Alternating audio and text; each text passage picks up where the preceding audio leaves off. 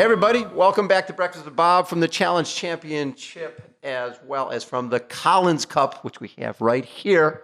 We're brought to you by Master Spar's Hyperice Form Smart Swim Goggles, UCAN, HOKA, ONA, Clash USA, and Challenged Athletes Foundation. Our next guest, only one of my favorite people on the planet, Mr. Lionel Sanders, who's crazy enough to have done basically 2 full Ironmans, a month apart. How you doing, Lionel? I'm a bit tired.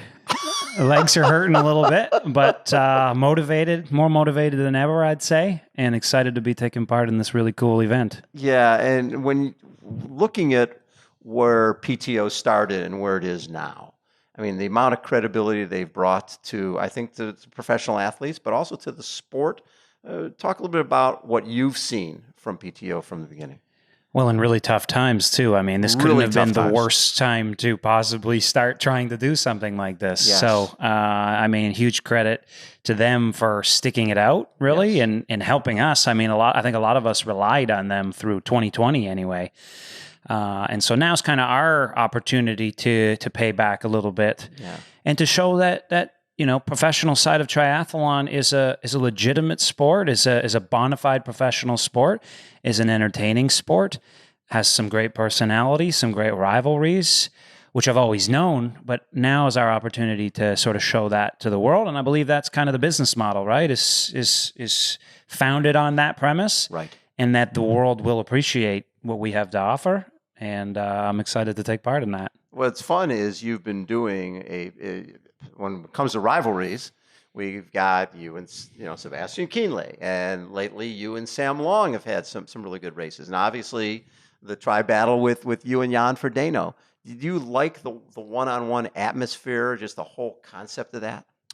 By default, I've enjoyed head-to-head racing just because I suck at swimming, or I have sucked at swimming. I'm trying to change that terminology. I've been looking at your swim times, 49 minutes, 50 minutes. I'm developing at swimming right now. And so by default, I've had to get good at head-to-head racing because I would come out of the water with a big deficit and then basically do an individual time trial. And I had no choice. I couldn't care about how much power it showed on the bike and say, oh, that's way too much power. I'm going to blow up and not be able to run. Because if I thought that way, then I would never have been able to make it in the sport of triathlon. And so, for better or worse, I think it made me a better athlete having, poor swim in the beginning. So I don't necessarily want to change anything, but it certainly has honed my skills for this style of racing. So I am actually very excited to take part in an actual head-to-head format. Yeah. And hopefully, I still would really like to get paired with Jan. I don't know if I will. I don't know if the team will have confidence in my legs with an Ironman 5 days prior, but I would love to. The Ironman's a bit of a different animal. I still haven't fully, figured that one out. And so I did get the opportunity to go head-to-head with Jan in the tri battle, and he whooped my ass, and that's all right. Yeah, but this is a little bit of a different format. Yeah. This is more of what I've been better at, kind of more naturally, and I think I can at least give him a better run for his money over this distance. Yes. The Ironman was always a long shot for me to be able to give him a run for his money. One day I would love to, but just not there yet. You're one of those guys who's constantly learning, and it's funny when I look at just from this weekend, right? The racing Cam Wurf and swimming 49 and riding 412 and running 243 and 749, 24. You look at that, and those are splits that would win 99.9% of any race on the planet. But you're still in that learning process. What did you learn from that? I think I was ducking guys for a while and not really wanting to go up against the best guys just because I wanted to win, like I wanted like a guaranteed win. And that only gets you so far. And the sport has evolved quite a bit over the last few years, just due to guys like Cam Wurf and Jan. And so I went through that period where I kind of wanted to just stay local and do smaller races. But I want to race the best guys in the world now. Yeah. And so I've had the opportunity, literally the last 2 races, I got to race the best guy in the world, Jan Frodeno, and I got to see where I stand against him across all 3 disciplines. And I got to race the best biker in the sport. And I got to see where I stand, and I'm still a ways behind. But I guess, I have maybe positive spin on things, but I believe there's still a lot of room for improvement, and I still believe that one day I can compete with these guys. And so, yeah, if you told me 5 years ago those times, I'd say, I mean, that's You win. He definitely won. Yeah, for sure. Yeah. But that's sport, right? It's progression. And, a guy like Cam looked at us 4 or 5 years ago and said, it's good, but it's not great. I'm going to elevate that. And the biking is definitely elevated now. And you see this in the races. There's a lot, the splits are faster. There's a lot of guys closer to each other. But Cam is still a standout biker. And yeah, I learned a lot. I mean, I didn't even have that bad of power in that race. He's just a way better rider than I am. And the nice part about that is it'd be one thing if I had pushed like low wattage or whatever, and he just outbiked me. But, I pushed good power, but there is time. The time that I lost was not due to power. You know what I mean? Like, it's due to his 25 years of professional. He's just an excellent cyclist. Yeah. It was a fairly technical course, not super technical, but like a city type course. So there was a lot of corners. I'm not used to the European roads, which are very narrow, cobblestones, all these sorts of things. And he's just those are things I think you can get better at with practice. Am I ever going to be on his level? Probably not. You need to be, riding with Pro Tour cycling teams and riding Grand Tours and stuff. But certainly I can reduce that gap and become a better cyclist. And so those are nice parts. If on the other hand, it was just he pushed 40 or 50 more watts than I did, I'd probably never be able to do that, So this thing is something I think I can correct and get closer. But you would never know this stuff if Cam wasn't there, right? He actually wasn't originally on the start list. No, you would have dominated. And I would have learned nothing. Literally, I would have been like, great race, man. Good job. Yeah. But now I know where I stand. And I'm excited to try and improve upon that. Well, and just this year, your improvement has been pretty marked. When you look at just your running just looks better. You look like a runner now. What's happened? Well, I think I just deteriorated. If you saw me, you probably just didn't see me in the beginning. I mean, I think I didn't look that bad in the beginning. I think what happened is I didn't appreciate that if you don't take care of yourself, you deteriorate over time. And I just beat the crap out of myself and didn't do anything to, try and prevent my legs and body from tightening up. And so now I really believe in stretching. After every single swim, bike, and run session, I do a full stretch. And I've certainly watched my range of motion improve. And so I think that's important. And I will always keep that now. And if I could go back, that's something that I would have told my younger self to do, is to not allow that range of motion to deteriorate. And then the big one in terms of the, Coeur d'Alene, I ran a 3:53 marathon, which was only 17 seconds slower than my literally Ironman debut in 2010 as an amateur. Yeah. And, I'm a professional. I do this every single day, and I ran 17 seconds faster than my first time with absolutely no knowledge whatsoever. And it was a very difficult experience for me mentally to grasp that. And to me, it was clear as day, it's nutritionally related. And so I had just had a misdiagnosis of problems that I've had for years now. I've had the same problem, literally, even in Kona 2017 when I had my best performance on the island. I still was, by the time I got onto the Queen K at Palani, I was like 3/4 dead. Honestly, I'm like fighting, not walking. And I still have whatever it is at that point, 16 miles to go. Yeah. But I always followed it up with a cool race. And then I would do like some time trialing, training in the time trial. And then I'd have a really good race in Arizona. And I'd be like, oh, that's what I did. I just needed to do more time trialing. But it was always a nutritional issue. And I had misdiagnosed it going into Coeur d'Alene as not enough carbohydrate. But after more diagnosis and a lot of consultation with a lot of experts, I found out that most definitely what I experienced in CDA anyway was, hyponatremia, dehydration, and basically from, severe lack of salt, which then even the stuff I was drinking, I wasn't really absorbing. And I mean, that's just a biological limitation. There is no level of mental strength that is going to overcome the substrate with which your muscles function and fire. And so the muscles literally stop firing. And that's what happened to me in CDA. And I was at a point where I was having to literally hold my back up just with my hands on my quads because my back was starting to not work anymore, the muscles in my back. The beauty of that is, what was it? 3 weeks later, I was able to completely correct it and run 1 hour and 3 minutes faster off of a harder bike and a better swim. And it was purely, I actually reduced the carbs significantly and increased the salt, basically double. Yes. And literally it made me able to exercise again. And then one step forward, this race, which I believe was a better performance than Tri Battle in terms of absolute numbers across the board, I just continued in that direction. I upped the carbs a little. I upped the sodium a little. And I actually feel pretty good. It's the best I've ever felt after an Ironman. And, the next day, very, very active.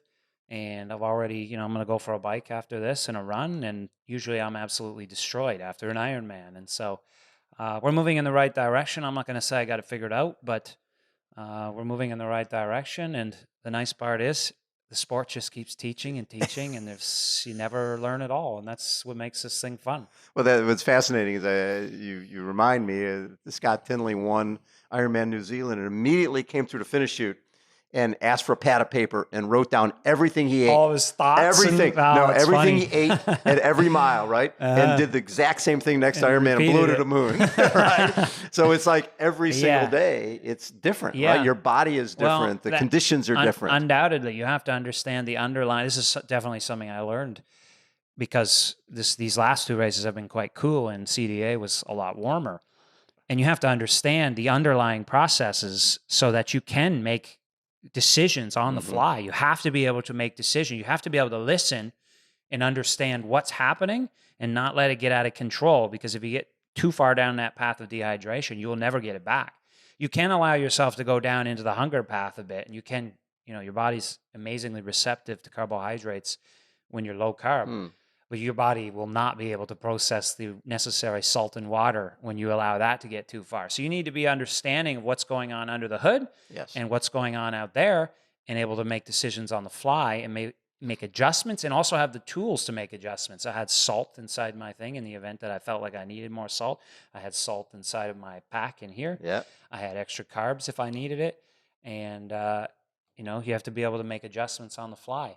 Actually, one of the mistakes I made was I didn't have enough carbs on board on the run. I only had 2 vials of my gel flask. Yes. And I should have had 3, and the aid stations were so far apart that I was out of my onboard nutrition by about 25 kilometers, and the aid stations were so far apart that I probably was only consuming, I would have to estimate, maybe 30 grams of carbs in the final hour.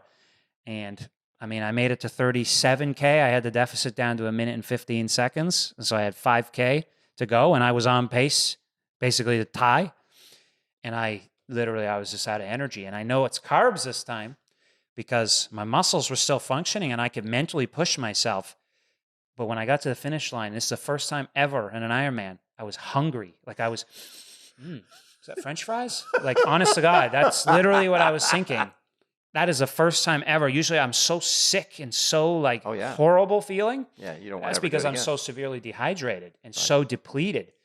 And this time, next morning, I weighed exactly. So on Sunday morning, I weighed 160 pounds. Monday morning, I weighed 160 pounds. And usually it takes me after CDA. I weighed 158 the morning of the race. I'm sorry, 162 the morning of the race. And I didn't go over 158 for almost a month.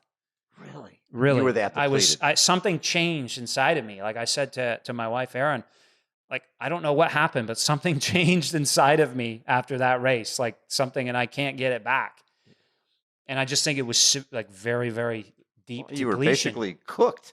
My eyeballs hurt for 3 days after because I was level of dehydration. 100 degrees. And it just was something I'd never like to experience again. But anyways, I think I've learned the lessons on that one. Maybe knock on wood on that, because I do make the same mistakes multiple times, it appears, but I'm trying not to do that anymore. It's funny because when we chat, sometimes you get the impression, God, you talk about Coeur d'Alene, but when you look at this year between Galveston and St. George and the challenge with Jan and what you just did here in Copenhagen, you've had a phenomenal season. Hey, 2020, we stopped racing, and I said, when racing comes back, I'm going racing, and this season ain't over yet. Things are looking like they're going downhill a little bit, too, with races, so I'm going to start to up this race schedule, too, because if they take it away from us again, I'm going to make sure to get my racing in. So I might put myself on a couple more start lists. I don't know. I don't know if I Roth should is say next it. People week. are going to Come get on. crazy. I don't know. I saw they canceled Ironman Canada and they put Chattanooga on. So yeah. I don't know. And definitely doing California. So okay. 2021 is the year of figuring Ironmans out. So in my mind, as a goal, as a life goal, I really look up to Jan, and Jan, and in my career, became the man at 34, and that's the year that he was in St. George and whooped my ass, and then was excellent both in Kona and in 70.3 Worlds, and then obviously went on and won 3 world titles. And blah, blah, blah. But I'll be 34 next year, so that's why I say that I want to try and follow a similar progression. And at 34, I would like to have as much of this stuff figured out. And unfortunately, as you see in these races, you can train all you want. Unfortunately, unless you do Ironmans in practice, you have got to go out and do a couple of Ironmans to understand and actually execute them well. Right. And understand now you're getting it. Now you're doing it right. And another experience, for instance, from this one on the weekend was on the run. This is my second best run I've ever done in Ironman. It's my best since 2016. And on the run, I literally ran with a dude, Ivan Yarij from France, for 10K. And we talked just like this, literally like this for the first 10K. That's how easy you have to be running. Yes. For the first 20K, it was easy. Like, I'm running easy. I'm like, you're going to blow up. Trust me, you will blow up. You think you're running easy right now, but you're going to blow up. And I still blew up. And I was literally talking, nose breathing. That's like experiential, like I'm never going to be able to experience that other than to experience it and to believe it. Because you go, oftentimes you're like, oh, this is too slow. This is too slow. I got to go faster. And no, it's the opposite. The whole Ironman marathon, you're like, slow down, slow down, slow down. Right. No one has ever, the final 5K, been like, I feel so good. I wish I had run the first 25K faster. No one has ever said that. No. And so I almost had it. I made it to 37K and I didn't blow, but I still blew. And I was literally chatting for the first 10K. So you did keep it right. learning. You keep did learning. It right. Yeah. Well, but listen, I remember when Jan dominated, it wasn't the year he broke the course record, but another year he won in Kona. And he's like, God, you look so in control and so easy. He says, I thought about dropping out 25 times, 15 in the bike and another 10 in the run. I didn't know that I could finish this race so from the outside, you could look great, but you're still going through those self-doubts inside. Everybody does. I had a lot of self-doubt in this last one. I mean, that is the most mental struggle I think I've ever had. And it's due to Cam Wurf, basically, because he rode so much better than I rode. 402. And I didn't even push bad power. And it was just, he broke me, mentally broke me in every way possible. He ran well too. He ran great. He's a great athlete. I mean, he's a lot of talk, but he's a lot of back it up too. And you can't. I really like. I mean, he's a much different person than he is publicly, behind the scenes. He's a good guy. He's a very good guy. But he broke me, and that's the first time I've been broken like that. Because I was like, I'm not even going to do the run. I just can't do this to myself anymore. Because he was that far ahead of. No, it wasn't about him. It was just I felt like such a pedestrian biker. Like I was just mentally defeated. And it's amazing how the mind works. I'm like, I think my throat's a little bit sore. I think I have a sniffles in the nose. I think I'm getting sick. I think I'm going to drop out. I mean, I can't do this to myself. Honest to God, this is what's happening to me. And I'm it's also the beauty of this whole thing because, I'm sitting on the bench and this is what has been going through my mind for literally 2 hours. Like I'm dropping out. Okay, maybe I'll do the first 10K, then I'm going to run to the hotel. And this is not a joke. I was mentally prepared to have my first DNF in this race and I never DNF'd.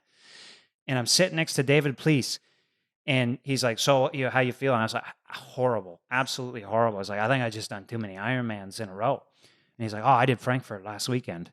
And I was like, that just brightened my mood as I was like, I can't complain. I can't make any excuses to this guy. He's going to be suffering too. Yeah. And so I just went out there and like I said, had that conversation and got out of my mind, really, Yes, because yeah. I was just trapped in my own mind. And then I just enjoyed the day and had fun. And anyways, Camworth broke me mentally that one. So I got to go back and work on the mental game a little bit because he Yeah, did but break you know me. what? I don't want to be broken like that again. We see it all the time, though. I remember a couple of years ago after Jan had won and Patrick Lange took third, right? That, and I think it was going into 17. When we interviewed Jan at the show in Kona, he was so skinny, and you could see what was going on. He was thinking, he broke the course record in the run. I've got to run faster, which means I have to get skinnier, right? And what happened? And that was the year he had the back issue, and I think he was just, became vegan, and everybody does it. Yeah, there is a big social component too, for sure. That's why I try and stay off social media. I try not to know what anybody's doing, to be honest with you, so I don't get into those types of things. In this case, the breaking point from my perspective is the bike is where I thought I was closest to world class. Right. That was the weapon. Yeah, I mean, That's the the bike weapon, is yeah. the one, and I still believe that is the case in terms of raw power. Unfortunately, if it was up the side of Mount Lemmon, literally just pure watts per kilogram and no technicality whatsoever, I think I would be really good. Yeah. But it's not that. It's watts and CDA, and it's bike handling, Yep. and it's using the bike and ride. These are all concepts I actually don't even really have much knowledge of. I just know about. But the cyclists know about, like actually have real knowledge of, right? Pro cycling Yeah. and very good cyclists about how to like ride the road and stuff like that. And I don't have any knowledge of that stuff.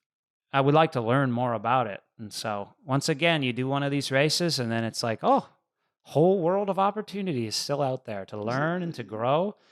And I hope to never lose that. And that's what I keep coming back for. And you know that Cam knew that, hey, Lionel thinks of himself as a great cyclist, and I need to show him today that I'm a better cyclist. Oh, he tells me he's a better cyclist just about every single day in the direct messages, and I it's know. not a joke at all. Actually, I took solace that I at least could show him that I'm a You little bit outran of a him. better runner. Oh, yeah. So Yeah. I took solace in that. I love it. But he was making fun of my swimming too, and I swam right on his feet next to him half the time. So suck it, kid. Yeah, exactly. Love it. Hey, Lionel, always a pleasure. What's it going to mean to you to take this thing home? You have to put it in the overhead somehow. We are the underdogs to take that bad boy home. But I think with the right matchups, and I think if we can all rise to the occasion, I may be the sacrificial lamb. We'll see. But that would be pretty cool. That would be real fun. The first real team event in Yes. long distance triathlon. That would be pretty cool. And it's a momentous occasion, I think, to show that professional triathlon is an entertaining and Oh, yeah. to the global. Obviously, the Olympics does that, but for long distance, I don't think we've been able to really show that we are an integral piece of this puzzle. The professionals, in my opinion. I couldn't agree with you more. And that this is going a long way towards taking us to the next Absolutely. level. I So love it. We have a lot to be grateful for. Yeah, and you've done so much in the last few years, just bringing new people into the sport. I really appreciate Well, what cheers. you're doing. I love it.